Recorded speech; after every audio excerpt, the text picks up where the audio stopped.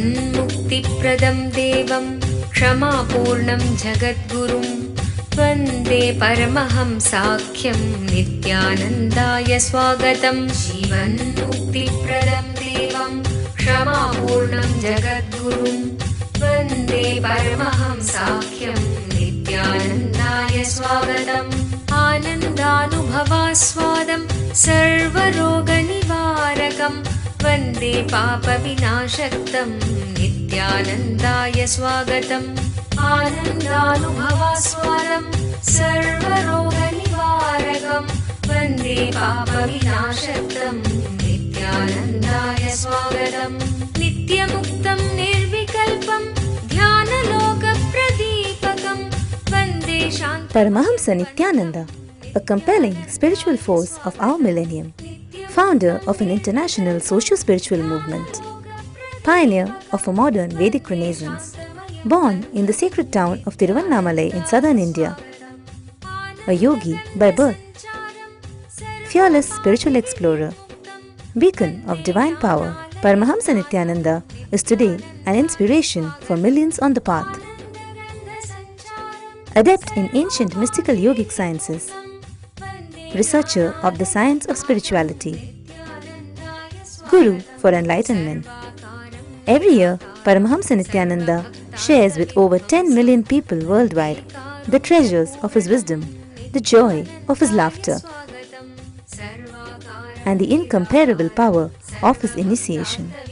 Now, Paramahamsa Nityananda reveals the secrets of living enlightenment. Join us for an unforgettable spiritual experience. सच्चिदानन्दरूपिणं वन्दे सनातनं पुण्यं नित्यानन्दाय स्वागतं। सर्वधर्मप्रणेतारं सच्चिदानन्दरूपिणं वन्दे सनातनं पुण्यं नित्यानन्दाय स्वागतं। वेदवेदान्तसंवेद्यं देवदेवी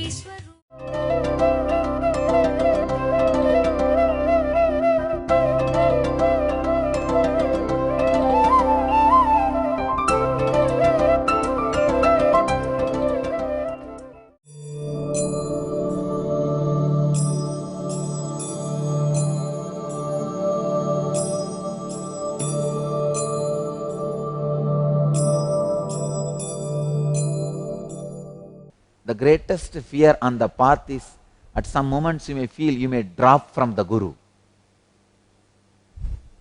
There may be disconnection from the Guru. That's the greatest fear. It's like before the marriage, you are having love affair, but just before the marriage you will always have, she may suddenly come to know some secret about me, or I may suddenly come to know something about her and I may lose my love for her, or she may lose her love for me, or parents may suddenly interfere and stop the marriage, or some accident may happen, the marriage may stop. That fear, how a person goes through a fear before the marriage, for some reason marriage may get stopped.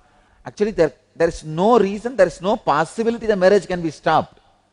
But always you will have fear. See, when you are traveling in the path, there will always be a temptation to look back. There will always be a temptation to go back to the old way of life. I tell you, Buddha had at least 100 times contemplated going back to his country, leaving all his tapas and everything. I tell you, everybody, till the enlightenment is achieved, looking back happens for everybody. So, if you have looked back at some point, wanted to withdraw from this great spiritual search, don't have guilt about it. Till the last moment, everybody has this. Everybody goes through this. When you are fasting, you will see food in the dream. That is usual. The lingering, remains till the ultimate experience lands on you.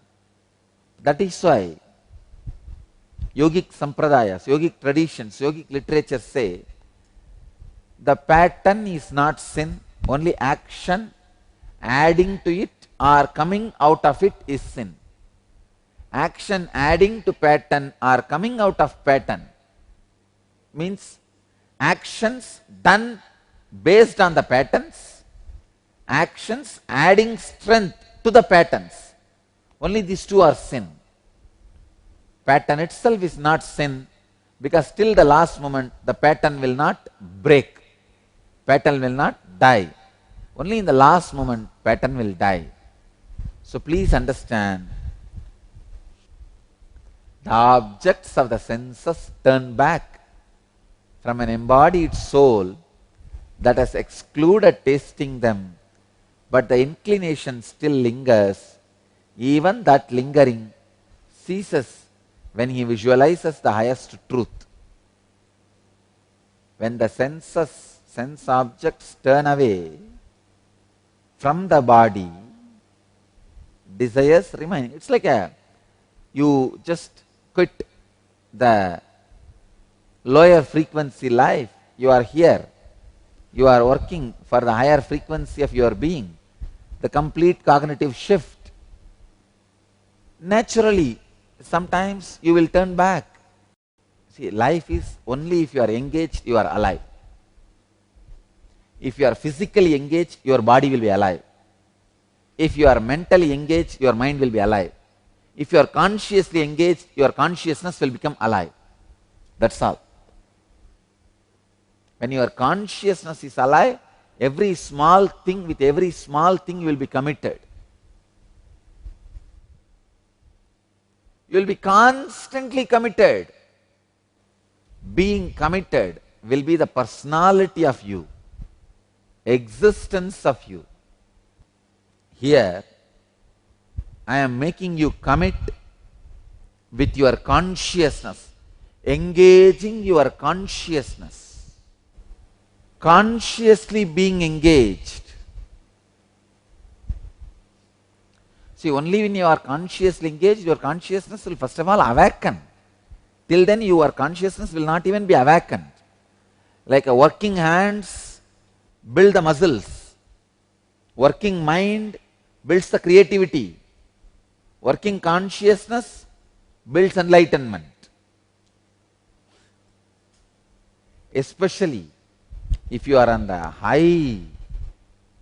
highly committed spiritual journey, you will have this problem.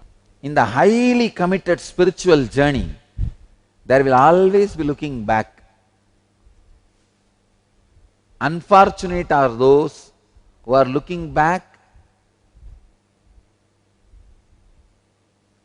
by putting the blame on the master, responsibility on the master. At least when you look back, when you turn back, when you go away, be very clear, it is because of you are not able to do.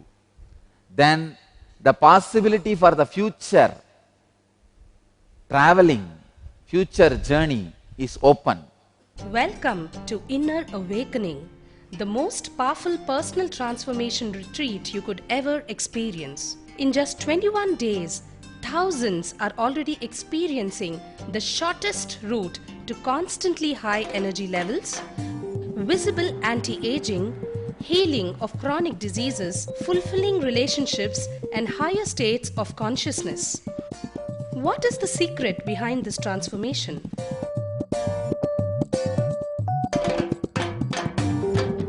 Kundalini means the inner potential energy. Once it is awakened, opens the different doors for the conscious experience in you. I can say which is a master key for all extraordinary spiritual experiences.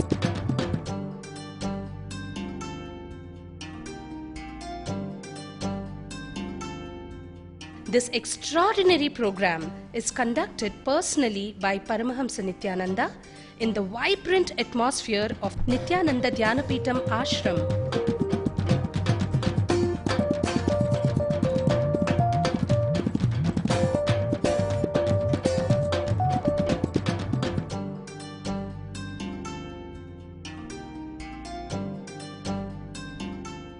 Open yourself to the benefits of Nitya Yoga and practical meditation.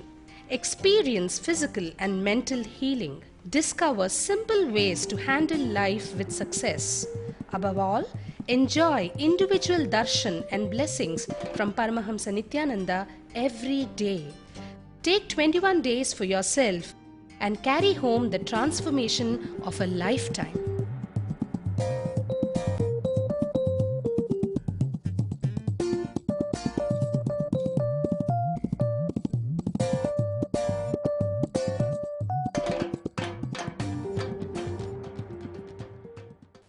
When you turn, if you turn and go away, have the right reason, so that always starting the journey again is open and available for you. Inclination will be there for some sweet, for some sleep. For example, you give up women, or taste, or music, or visual scenes. Some things you give up. And naturally you don't touch it again, you manage. It is called active vairagya, active detachment. But at some places, very passive attachments will start getting developed. That is lying down in the easy chair 24 hours. Sleeping off whole day, somehow passing time. That is why yogis say, even if you slip off from the sensory disciplines, that is forgivable and repairable. But if you are sleeping, nothing can be done. That's a powerful pattern or powerful way of wasting your life. Even if you slipped once in the sensory pleasure, you slip and come back. Nothing much is wasted. But if you sleep off continuously and become that, if that becomes a life, then whole life is wasted. That is why in Yoga Sampradaya, attachment to sleep is also considered as one more attachment. So, understand the different ways, cunning ways your mind can play game. So, do not worry if you are looking back, and do not actively encourage looking back. Don't encourage that going back to the old lifestyle, and same way do not worry because you have looked back at some times. It always happens when life hits you. When the higher frequency hits you, this happens. Don't worry about it. That will disappear when you become enlightened. Actions encouraging the pattern, actions done from the pattern are only sin. Pattern itself is not sin, don't worry.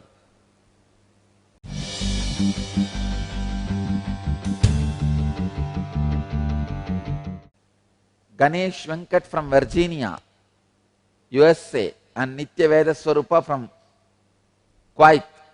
Dear Swamiji, can Kundalini awakening also happen to people who are not levitating? Yes, who are not levitating also can have Kundalini awakening. What other symptoms are there to know?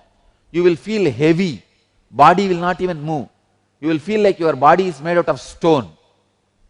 End of the session, you will feel like, wow, you are like a stone, established, sthita. That can be one symptom. And huge, expanded, you will feel, or shrunk, you will feel. These all also symptoms. Like you will feel your body is too small, then what it is, or too big, then what it is, or too heavy, then what it is, too light, then what it is. These are the other symptoms. Megan from Calgary, Amarnath.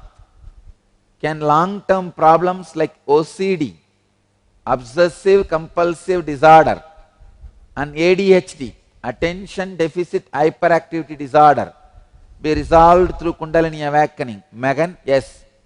It can be healed through Kundalini awakening, but having initiation at least for 21 days.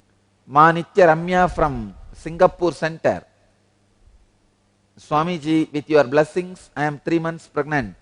What are the effects of Kundalini awakening on pregnant mothers? Yes. Don't do the Kriya, just sit in my presence.